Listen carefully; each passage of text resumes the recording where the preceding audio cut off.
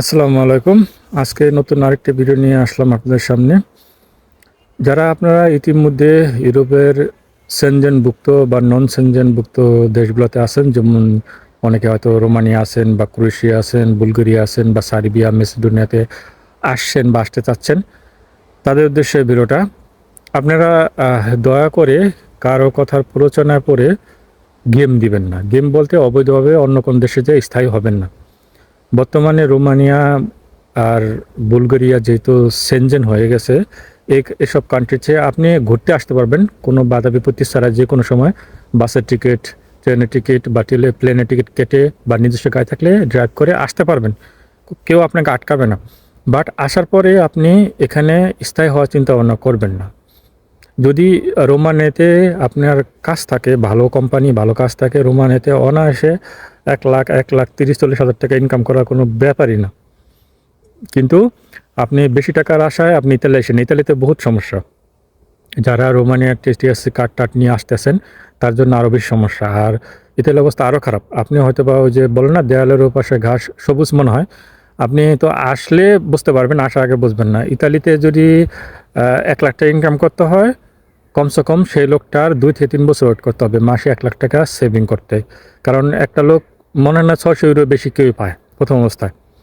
600 euro পাইলে তার থাকা খাওয়া নিজের বলতে 500 ইউরো এমনি চলে যায়। মাস শেষে হয়তো 20-30 হাজার টাকা বাড়াতে পারে ইতালি থেকে।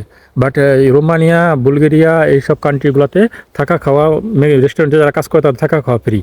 আর যারা ফ্যাক্টরিতে কাজ করে, অনেক জায়গায় থাকা তো ফ্রি আছে, খাওয়া অনেক জায়গায় বসে টাকা দেয় বা মান্থলি বাজার করে দেয়, এরকম কিছু।